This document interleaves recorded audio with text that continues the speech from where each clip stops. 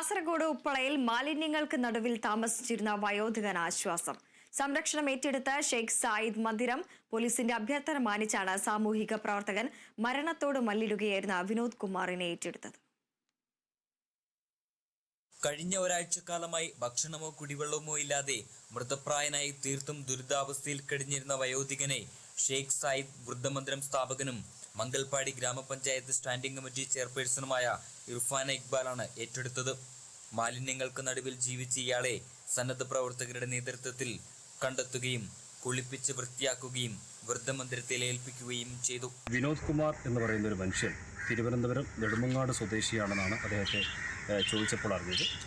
പുഴുവരിച്ച് മൃതപ്രായനായി നിൽക്കുന്ന ഒരവസ്ഥയിലാണ് ഞങ്ങളെ ബന്ധപ്പെട്ട സാമൂഹ്യ പ്രവർത്തകർ അറിയിക്കുന്നത്. ഇത് സംബന്ധിച്ച് മഞ്ചേശ്വരം പോലീസിനെ അറിയിച്ചതിന് ശേഷം പോലീസിൻ്റെ സഹായത്തോടെയാണ് ഷെയ്ഖ് സായിദ് ഓൾഡ് ഏജ് ഹോമിലേക്ക് ഞങ്ങളിപ്പോൾ എത്തിച്ചിരിക്കുന്നത്.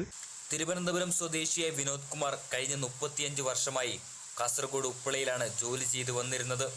ശാരീരിക അസ്വസ്ഥതകളെ തുടർന്ന് മാസങ്ങളായി ജോലിക്ക് പോകാൻ വയ്യാത്ത സ്ഥിതിയിലെത്തി.